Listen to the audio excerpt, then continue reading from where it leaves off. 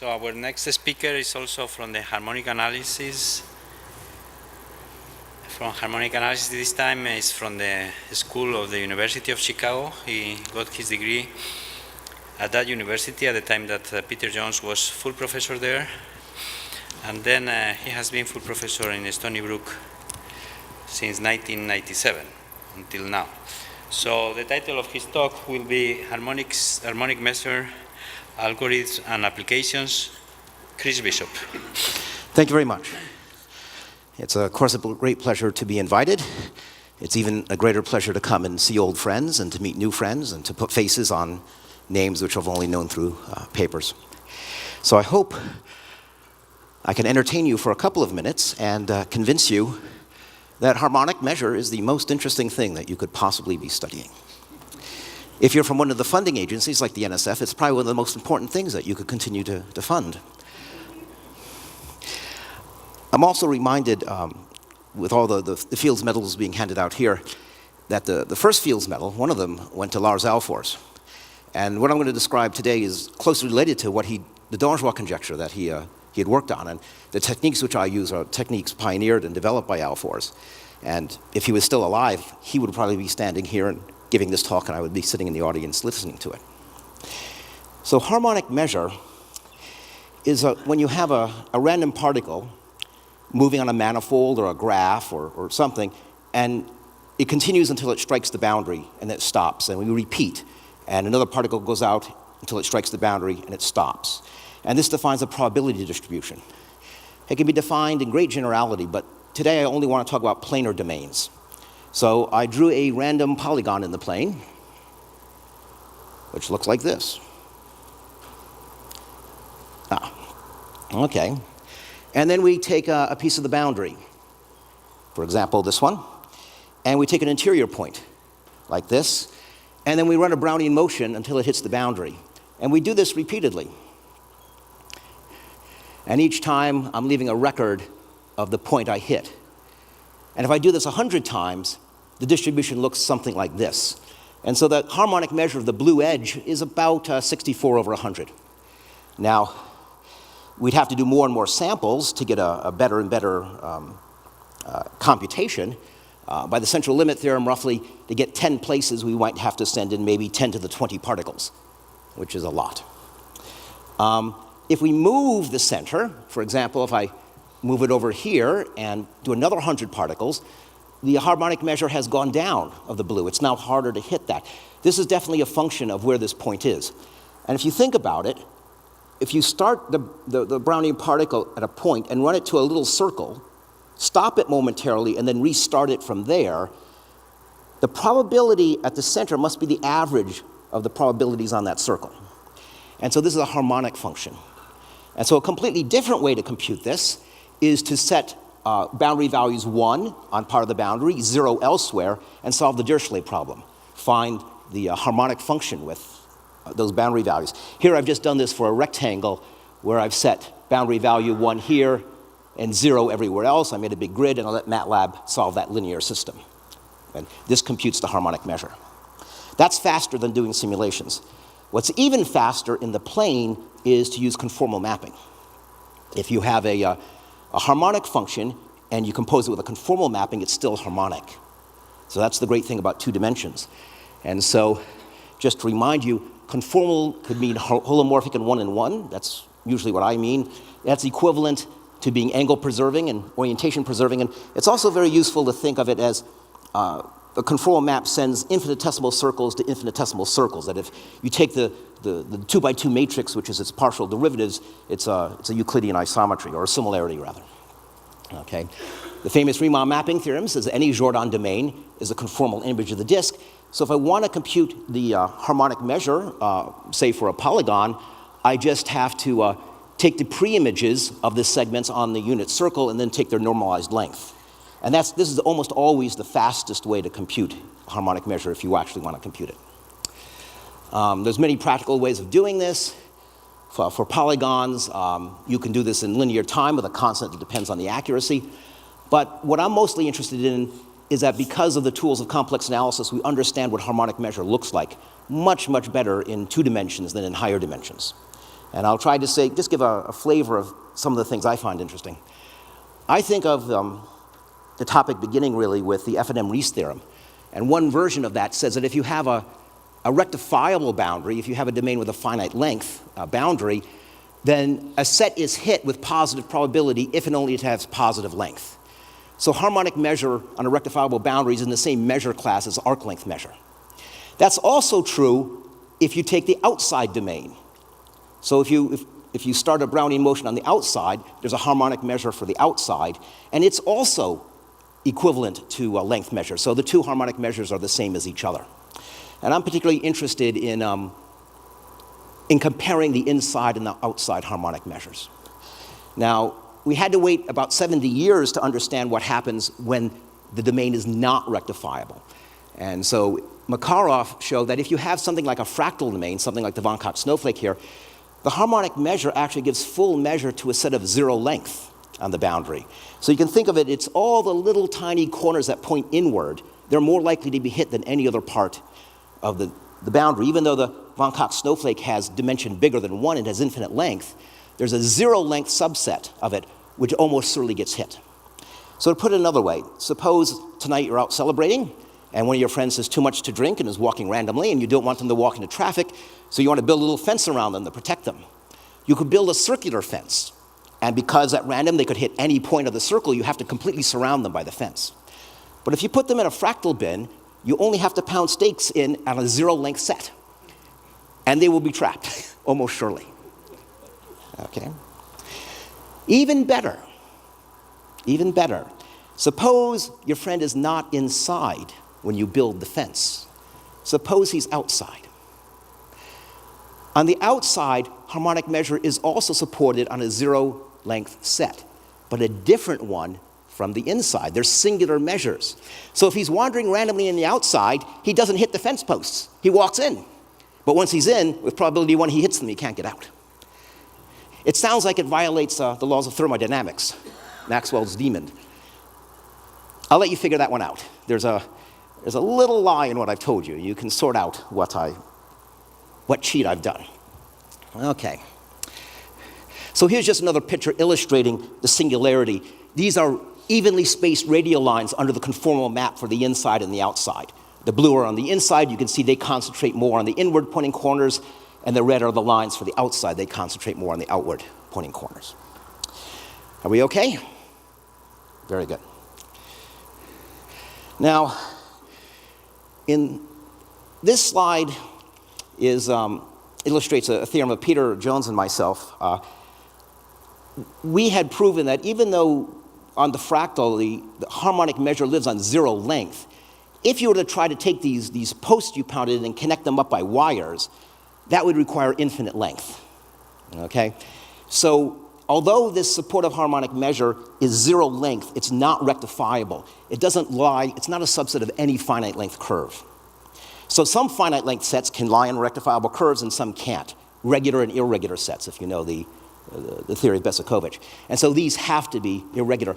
I mentioned this, I probably wouldn't put this slide in, except that in the last couple of years, this result has been generalized to higher dimensions, and even one of the authors is a speaker at the ICM this time around. She told me, though, that she's not speaking on this topic, which I find incomprehensible, that someone could have something more interesting to talk about than this. But in any case, this is this generalization to higher dimensions is extremely impressive. It uses many, many deep results about singular integrals and geometric measure theory. Already, when Peter and I proved our theorem in 1990, it used basically everything the two of us knew about complex analysis, found its way into this proof somehow. It was a very cumbersome, difficult thing. And I must be old because I hadn't expected it to be generalized to R3 during my lifetime. But I lived longer than I expected, I guess. Thank you. Now let's take a simpler version of this. For what curves are the two harmonic measures exactly the same? For rectifiable curves, they're in the same measure class, but they don't have to be identical. But if you take a line segment and you have symmetrically spaced starting points, it's pretty clear that the harmonic measures are exactly the same for lines, and hence for circles. Now here's a quiz. Do you think lines and circles are the only example of that? Or might there be some other slightly weird curve for which the harmonic measures are the same inside and out? Who thinks it's only circles? Who thinks there's something else? Who has two broken arms? Okay. In fact, only circles have this property. And I'll put this very short proof on, mostly because a math talk ought to have a proof. And this would make a pretty challenging but good final exam problem when you're teaching one complex variable. Everything that goes in the proof is usually in a first-year class. And later on, I'm going to want to skip proofs and say, oh, they're like the one that we did earlier, to be like this one. Okay? So the first step is, suppose there is such a curve, which is not a circle, but has the same harmonic measures inside and outside. And you map the inside of the disk by the Riemann mapping to the inside and the outside to the outside, but we can normalize so one point goes to one point. They agree. Now, if you have a second point on this curve, it defines an arc, and that arc has the same harmonic measure from both sides. So its preimage has the same length, so it's the same arc. So it's continuous across the boundary. And Moreira's theorem says if you're holomorphic on both sides of a curve and continuous across it, you're holomorphic. And these are conformal maps, they're one-to-one. So you're a one-to-one entire function, you're linear by Liouville's theorem. See how we get all these elementary theorems of complex analysis in the proof? And that proves that you're a circle. Okay? So the circle is the most natural, symmetric version of a closed curve. You probably knew that already. But maybe you don't know this. Let's do the same thing for a tree. A tree has two sides in a kind of an obvious way. Each edge has two sides. Can we draw a tree so the harmonic measures of the two sides are the same? So a little more carefully, can we draw it so that every edge has the same harmonic measure? You have a Brownian motion coming in from infinity, it's equally likely to hit each edge of the tree. And for each edge, it's equally likely to either hit the left or the right, that the harmonic measure can be decomposed into two pieces, which are the same on both sides of the curve. And this is called the true tree, or the true form of a tree. Sticky. And again, for line segments, it's pretty clear by symmetry that that's true. But here's an example which does not obviously have this property, but it does. I mean, it's pretty clear the top and the bottom have the same harmonic measure, but it's not clear, for example, from infinity, this edge has the same harmonic measure as this does. But let me tell you how I know that it does. There's a correspondence between these pictures and certain polynomials.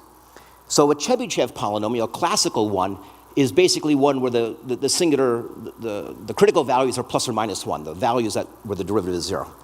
A generalized Chebyshev polynomial or Shabbat polynomial is the same, but now the critical points can be scattered across the complex numbers. They don't have to be just on the interval from 0 to 1. And so a Shabbat polynomial is one whose only two critical values are plus 1 and minus 1.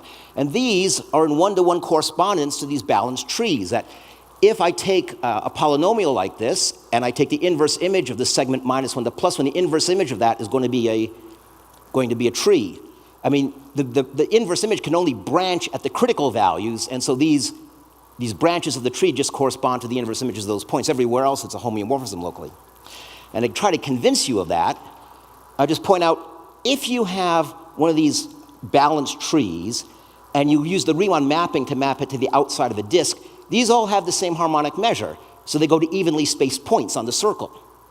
And then you apply z to the n, they just go to plus and minus 1, and then there's a well-known map, the Joukowski map, that maps that to the line segment. And again, if you take a point on a segment, the arc it defines to the nearest, say, black point has the same harmonic measure on both sides.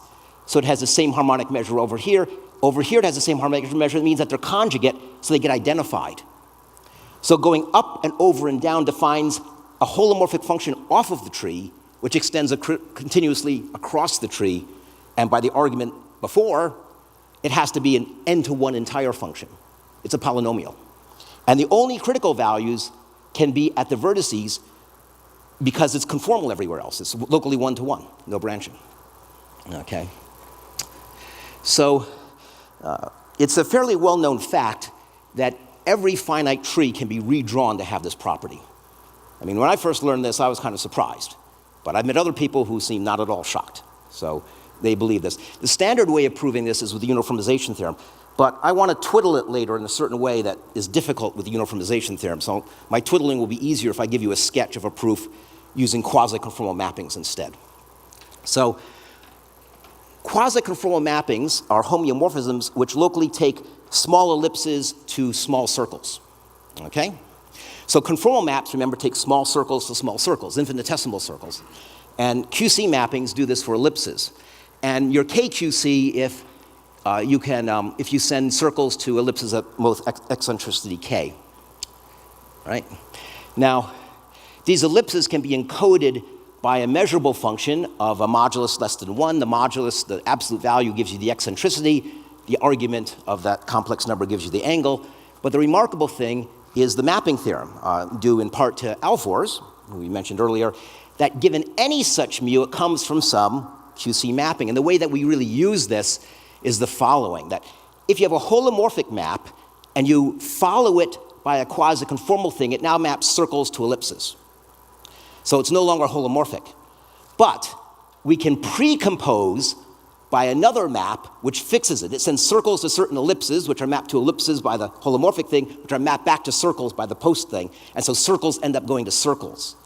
And so when we perturb a holomorphic function by post-composing, we can always fix it by pre-composing.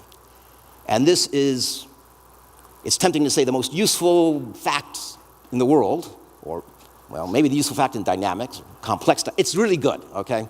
It's an important thing. Now, just some terminology I'll use later.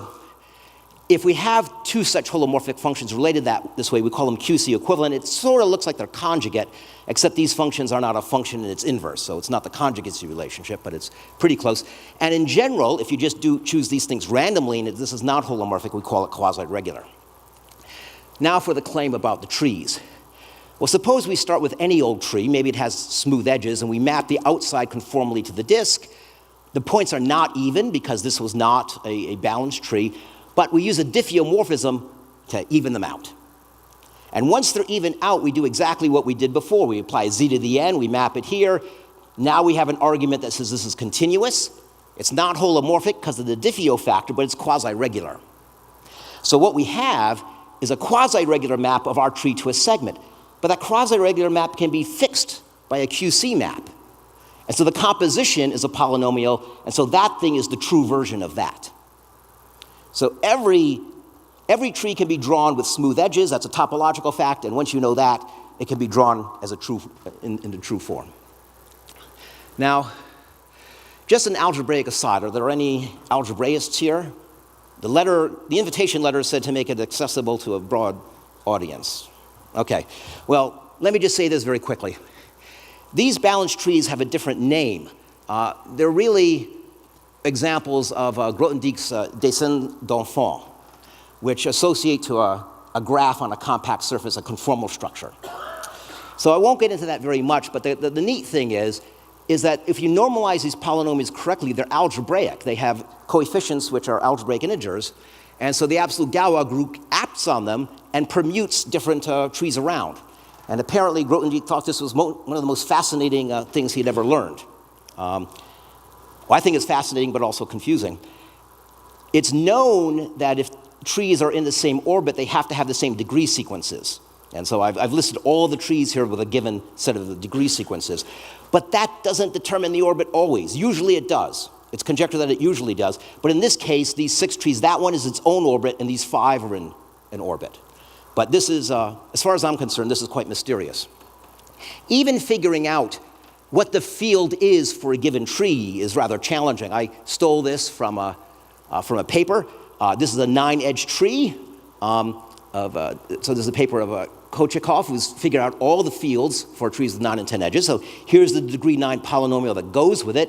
It has these coefficients a and b. These have to be integers, algebraic integers. And so, for example, a satisfies an integer polynomial itself, which is this one.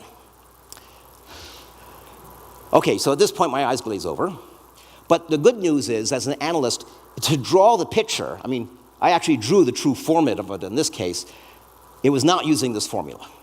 So there's a completely different way to draw the pictures that doesn't involve knowing what the polynomial is. And this is that if you think of the outside of a tree being identified with the outside of a circle, you can think of identifying these segments and collapsing them topologically. And you can actually do this with a conformal map. So there's a conformal map that takes the outside of the disk, maps it to the outside of the disk with a slit so that these two arcs get identified to that slit. And you can repeat this process. And doing this conformal collapsing, you can create the tree from knowing what the combinatorics of the segments are. And Don Marshall has done this, and they can, they can do, I'll show you some pictures, but they can not only compute this, but they can compute very accurately. They can compute the vertices to thousands of digits, which opens the possibility that if you knew what the coefficients were so accurately, you could take them and then look for an integer combination of them. So you can look for an integer relationship between these very highly accurate complex numbers you've computed. And if you found an integer relation, that would essentially be telling you what the field was. So this is a place where combinatorics and geometric function theory and numerical analysis and lattice reduction and algebraic number theory all come together on one page. And I think this is fascinating, and I'm hoping that at a future ICM I'll come back and someone will explain this to me, really how all of this works. Okay. So here are some true trees drawn by their software. This one, the top two are basically just random trees they generated and then drew the true form of them. I think this has maybe 50 edges and this has something like 1,000 or so edges. This one looks a little less random. Anyone recognize it? I know you recognize it, but you're wrong. See if I get this up here. So if you download the PDFs and you click on some of the pictures, you'll get a bigger version of it. So this looks like a Julia set, but this is not a Julia set. What this really is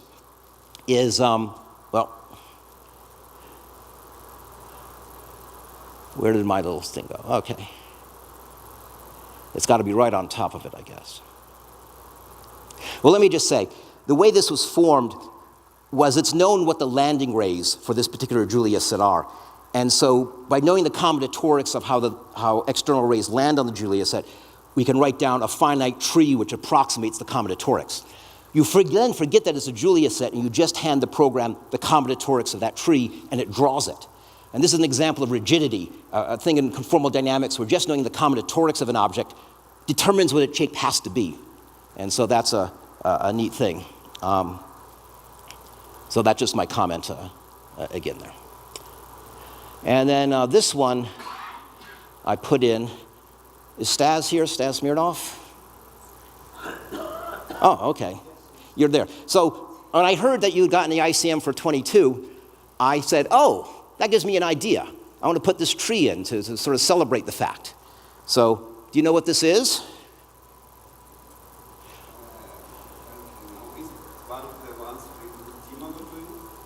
It's this. Well, where's my... So when the mouse is working, these little dramatic things work better. So it's a DLA tree, and then I put it into Marshall's program, and this is the true form.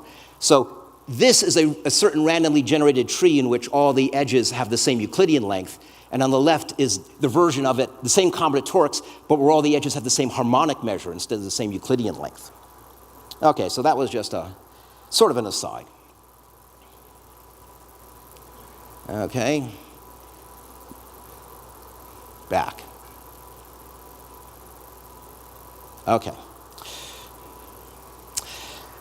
So every combinatorial planar tree has a drawing like this. But what about every shape? I just showed you a couple of them, and they sort of had some characteristic shapes. But the question was, can it approximate anything? And here I mean in terms of Hausdorff metric, like Koifman had mentioned in his talk. So two sets are within epsilon Hausdorff distance of each other if each is contained in an epsilon neighborhood of the other one. And the question is, if I give you any shape, can you find a true tree which is within epsilon of it?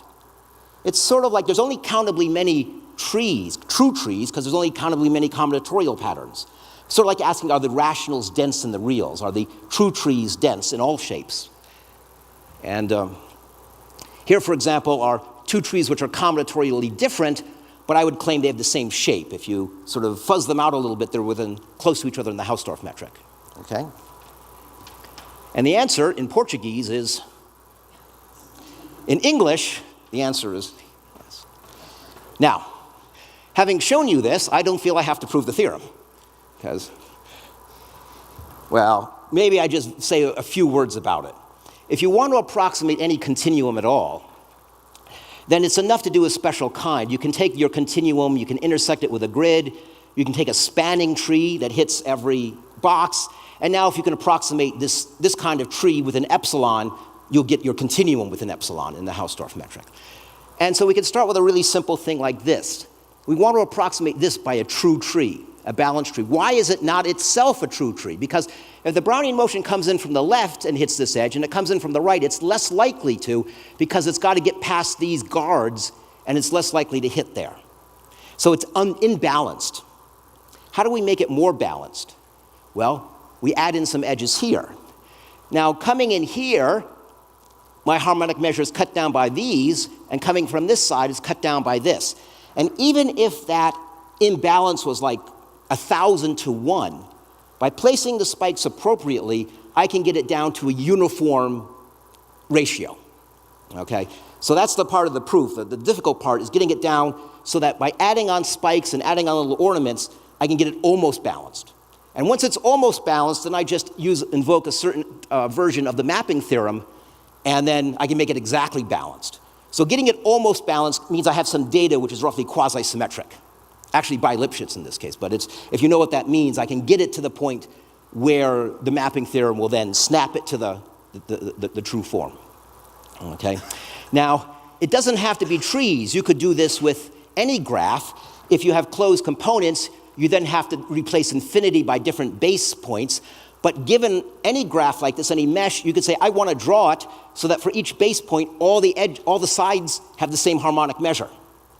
And and they have the same harmonic measure from both sides. Now, if a triangle is adjacent to a quadrilateral, you can't have a third equal to the fourth, so you have to scale by 4/3. But once you do that, then you're okay. The easiest thing, of course, is to just use all quads or all triangles. Then you don't have to do that. If you do all triangles, then basically taking random true triangulations is roughly the same as taking a random map. And taking limits of these gives you something called a quantum gravity. There are people in the room who know much more about this than I do, so I'm going to quickly go to the next page where we head in a different direction.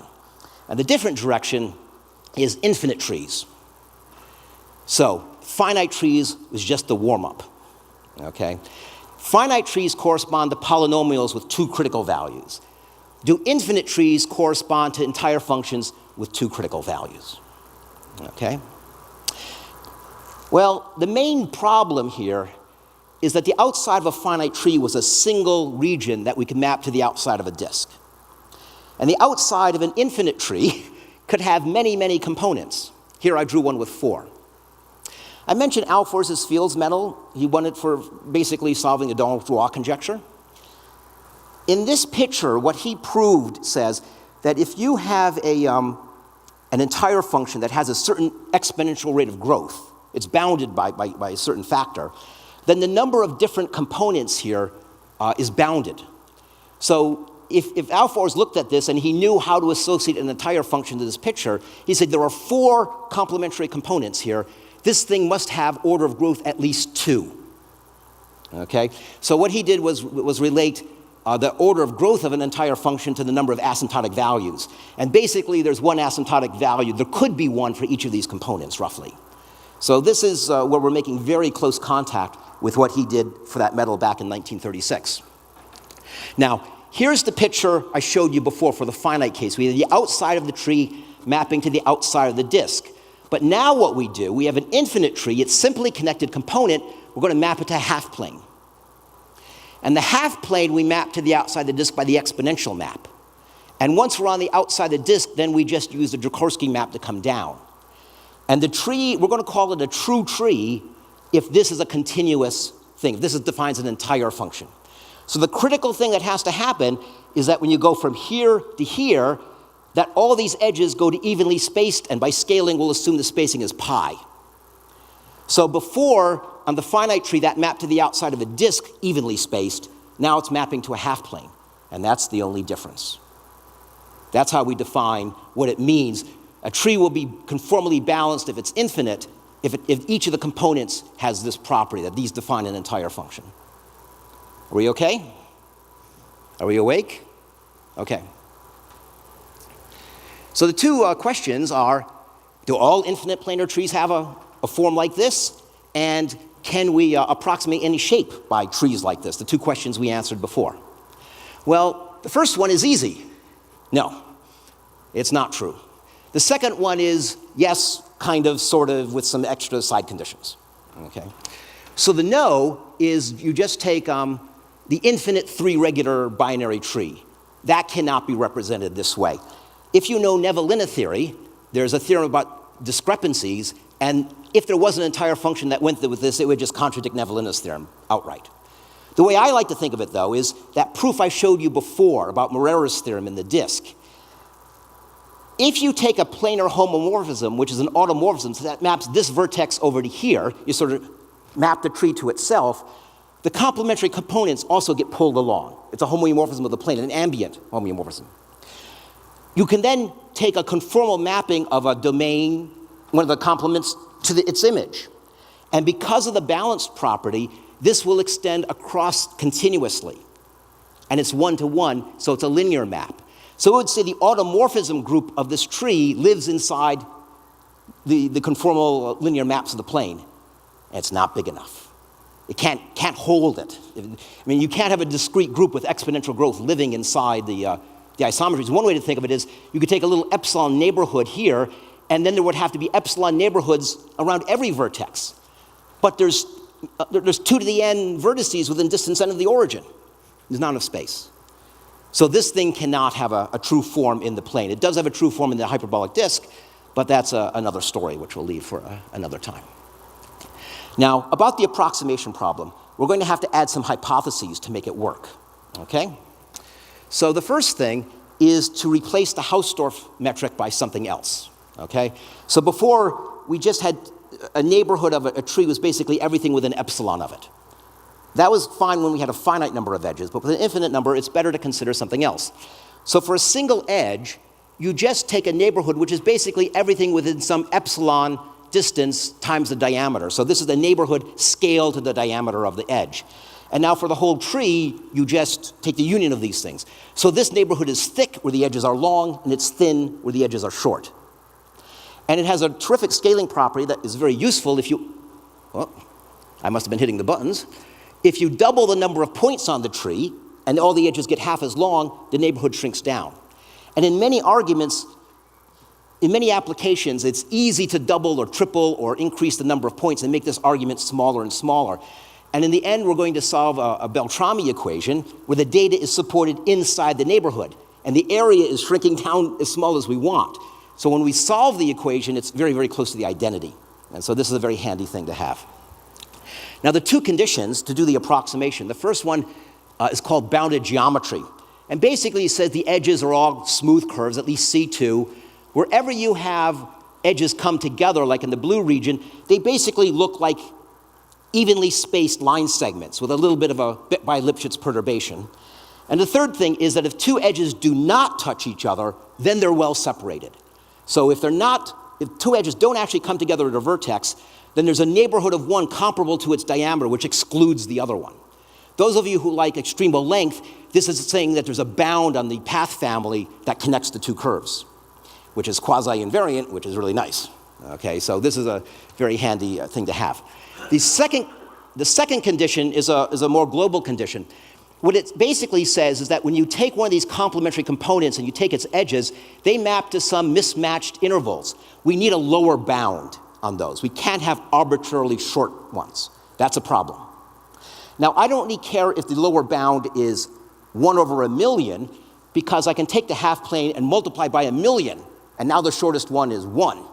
So it's usually convenient to take pi to be the lower bound. But as long as you have some lower bound, you can rescale to get pi. All right? What you should think of is that this is saying, if you think of the vertices as being kind of evenly spaced on the tree, you want the conformal mapping of this complementary component to the half plane to be expanding. You want it to move boundary points apart. You don't want it to shrink it. So if you start with a 90-degree sector and you square it to get a half plane, that's expanding. That's good. if you start with a sector of more than 180 degrees, and you have to raise it to like a smaller power to make it a half plane, that shrinks near infinity. It brings points closer together. That's going to violate this condition. So this is saying that the complementary components of the tree are thinner than half planes in some sense. Okay. If you have these, then you can do the approximation in the following sense. You take your tree, which satisfies these two properties, and conformally map it by tau to the half plane. The points are misspaced. You then apply the Koch maps. You map this to the outside of the disk and then collapse it down. And that's a lovely holomorphic function outside the tree. But it's not continuous across the tree. There's no reason it should be continuous. The folding construction leaves the function alone in the light blue, and in the dark blue, it does a sort of an interpolation, a knitting, a folding, which makes it continuous across the tree and keeps it quasi-regular with absolute bounds that only depend on the implicit bounded geometry bounds earlier on. Okay? So, in some sense, that's not too hard to believe, because a line segment here ends up mapping to this thing, and this only has diameter 2. So even though it's discontinuous, the jumps are size 2, and you say, well, size 2, that's no problem. The real danger is that this edge over here, one side of it might map to something of length 100, and the other side might map to length 10.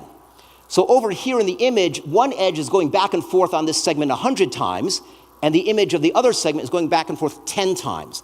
And now there's a topological problem. You're trying you have something spinning around one number of times, and you're gluing it to something which is spinning around a different number of times. What you do is you add on the spikes, like the spikes we had before, and so some of the spinning around on one side is getting absorbed by going up and down the spikes. And you add enough spikes that there's only 10 oscillations left over, and they match with the 10 oscillations from the other side. That's how folding works. Okay? So, instead of adding on spikes, you have to add on a little bit fancier gadget. Okay? Let me just say one or two words about this. On the tree, I added on these extra spikes that sort of absorb the harmonic measure and shaded it. It's sort of like walking on the beach and the palm trees are shading you and they're lowering your temperature till it's the same as the temperature on the other side of the beach, if that makes any sense. Okay? But if you have a huge mismatch, like 1,000,000 to 1, those trees must be very, very tall. Much taller than the stretch of beach you're walking on. On an infinite tree, there's no bound to how unbalanced the edges can be. So there's no bound to how tall those palm trees have to be. Instead, what we do is we build a more complicated gadget, and the height of this is always comparable to its width. But what it does is you have a narrower and narrower gap to get through. And the branching here is built so that it's more or less balanced, that if you choose one of these edges, you're equally likely to come down through that gap and hit it on that side, or come down through that gap and hit it on that side. So by adding on these gadgets, instead of the spikes, you get an almost conformally balanced object, which is now just lives in a neighborhood of the tree, which is not much bigger. So it lives inside this neighborhood we defined earlier. Okay? And this is what makes it work. One way to think of this is that this is like a canopy, so these kinds of trees cast more shade for a given height. Or, as I would like to say, the finite case is a walk on the beach, and the infinite case is a trek through the jungle. It's a kind of a Brazilian-themed joke. I don't know if it went over very well. You can also take this and you can modify it. I was just talking about a tree who had components which were mapped to the right half plane. You can modify this construction to add other components which map to the left-hand plane. Now, when you map to the left-hand plane and exponentiate, instead of going to infinity, you go to 0. So these introduce asymptotic values. And then you can also have these domes, these disk regions, which basically contain high-degree critical points. So you can introduce those. That's important for some applications. Basically, Alfors's theorem on the Donjois conjecture was saying that for a given order of growth, he bounded the number of these L components that can exist. And these L components are not allowed to touch each other. They have to be separated by R components. And so this is one of the places that Alfors's work makes a very close connection with this. Now, we're interested in it because we're interested in entire functions that are transcendental, that is, that they're not polynomials. And we're interested in the case where the singular set, that is the places where the F inverse is not defined, either critical values or asymptotic values, is either finite or compact. And so these are very nice classes of entire functions that have been well studied and important in dynamics and other applications. And basically, the folding theorem gives us a new way of constructing things like this. Most of the previous examples are based on families like the sine function or the exponential function. And I think of this as, suppose you're looking for a function that is a counterexample or illustrates something that you want. It's like buying a suit. You can go to the department store and go up and down the racks looking for one that fits you and is the right color. That's like searching all the formulas you know. The folding theorem is like going to a tailor and saying, measure me and make it green. So you can custom design your own entire function, and it does what you want, and you can put the singular values exactly where you want them. Not with an epsilon of where you want them, but exactly where you want them. And this makes it good for several applications, like these. Don't worry, I'm not going to talk about all these, okay? What do I have? It says I have 5 minutes. Maybe I could talk about 2 or 3 of these, and if you have questions, we can talk about more. If you download these slides, all you have to do is put your cursor over a picture and click, and you go to a little description of what that thing is about. This is a really simple one. You have to check that this has bounded geometry. So wherever edges come together, they look like a radial star, they do. And any 2 edges that are not touching are actually well separated. That's also easy to check in this picture. And what this picture is good for is proving that there's a function with 2 singular values that grows on the real axis as fast as we want. So the folding theorem says that if you take this component here, the one along the real axis, the folding theorem says you can take that and conformally map it to a half plane and then exponentiate it. And there's an entire function that looks just like that, okay? Now, if you make this narrow thing as narrow as you want, that conformal map, which expands it, grows as fast as you want. And then you exponentiate it again, so it's even faster. So the idea of the folding theorem is that you draw a picture like this, and then the result is obvious. Okay? Now, there's some technical details. For example, the quasi-regular map has that property. You have to fix it by the measurable Riemann mapping theorem. But the fixing map is quasi-conformal, so it's Holder. So if something is growing as fast as you want, you take its square root, who cares? It's still growing really fast. So that's a typical application. And I want to say that this example, at least with 3 singular values, have been worked out with by Sergei Marenkov by a more complicated proof. And what I'm hoping to convince you of is if you believe the folding theorem, it's obvious that this works out. What have we got time for? I guess we can do 1 or 2 more. This is probably the most famous of the applications right here. So Dennis Sullivan very famously proved back in the 80s, yes, that there are no wandering domains for polynomials. So I'll have to be a little brief here, but if you have an entire function, you can iterate it. The Fatou set is the open set where these form a normal family, and the Julia set is the fractal set, which is the complement. And the Fatou components get permuted. Now, as I said, Dennis had proven that for polynomials and rational functions, there are no wandering domains, and Baker had earlier shown that they are for entire functions.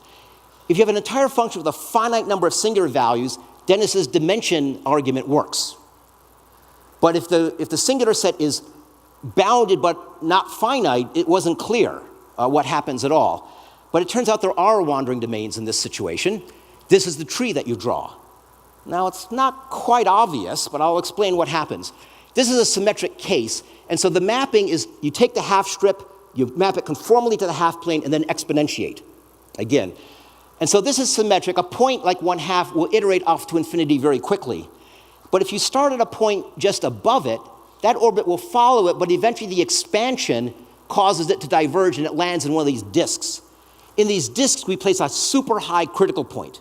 That super high critical point takes that disk and shrinks it down, makes it very small, and we get to choose where it goes. And we choose to put it there, even closer to that orbit.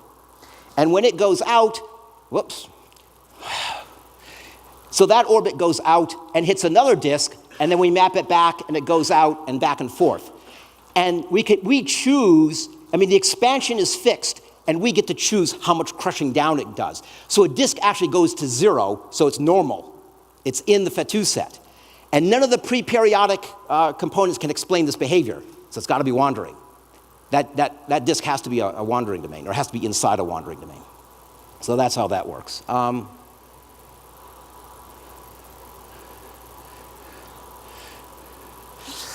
1 minute, okay. I'm going to indulge myself, if you don't mind. I might even use 30 seconds or a minute, I apologize. But this is sort of a tribute. The order conjecture. So I mentioned before that Alfors had shown that if you have functions of a certain growth, whoops, that's a secret. This is what the growth actually means. It's basically the logarithmic growth of the function, that if you have a function that looks like e to a polynomial, the degree is the order of growth. And Alfors had shown that if you have a finite order of growth, then you have a finite number of asymptotic values, which means that this tree has a finite number of complementary components. So from the order of growth, you get some information about this combinatorial object. And the question is, can you go backwards? Basically, Adam Epstein had said, suppose you not only know how many complementary components of the tree are, but you know everything combinatorial about the tree. You know how many branches it is, you know what the tree is. You don't know it geometrically, but you know it combinatorially. Is the order determined by that information? And all known examples, it is. But all known examples come from formulas, things like the exponential function, the sine function. You take the exponential function and you translate it, those are equivalent. But you haven't changed the order of growth of the exponential function by translating it. You haven't done anything. And so it was a question whether you could do this, and the answer is yes. You can actually find things that are equivalent topologically but have different orders of growth, and here's the tree. Sort of looks like Pac-Man slightly. It's easier if you take a logarithmic transform of this, and then it looks like this. And you notice that we have the trees on the top, and there's this channel going down horizontally. The width of that channel determines the order of growth of the function. The wider it is, the slower it grows. The narrower, the faster it grows. And so the question is, can you quasi-conformally deform this to make that channel wider? Now, in this case, the example has 3 singular values, which means that the compatible deformations form a 5-dimensional space. So you don't get to do whatever you want. You have to choose a deformation which is in a certain finite dimensional space of things. And you might be worried that if you deform this, you might try to make it wider here, but it ends up being narrower somewhere else and you die. But it turns out you can win here. You can find, after a certain amount of computation, an example that, that actually gets wider, that you have things which have the same combinatorics but different orders of growth. And so this is kind of a non-rigidity result. And I am finished. So let me just go back and say thank you to the audience. Thank you.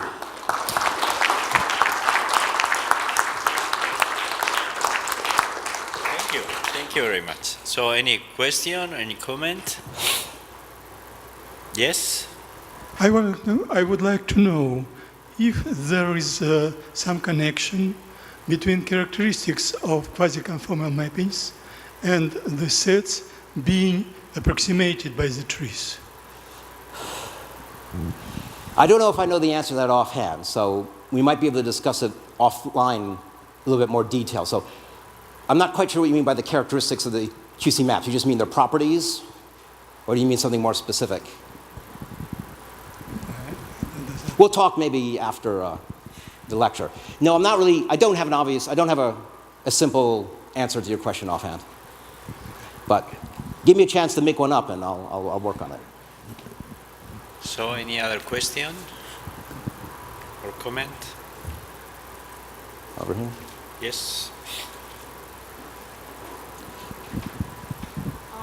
Chris, when you're approximating by true trees, what happens to harmonic measure? What quantifiably happens to the harmonic measure? I'm sorry, I didn't hear the last part. When you are approximating by true trees, yes, what quantifiably happens to harmonic measure? How does, A infinity constant or whatever you like depends on approximation? I don't know. So this is an interesting question. So this question was originally asked to me by Alex Eremenko. Basically, does the geometry, does the shape of the tree approximate anything you want? Now, the harmonic measure is equally distributed on every edge. And you could think of just taking that measure on an edge and simply collapsing it to the adjacent vertex. So harmonic measure on a tree, especially if the edges are small, looks like the delta masses on the vertices. Now, as a set, those are approximating what you want, but all the pictures of true trees look like binary trees where the edges got very, very tiny on the outside and the interior ones were bigger.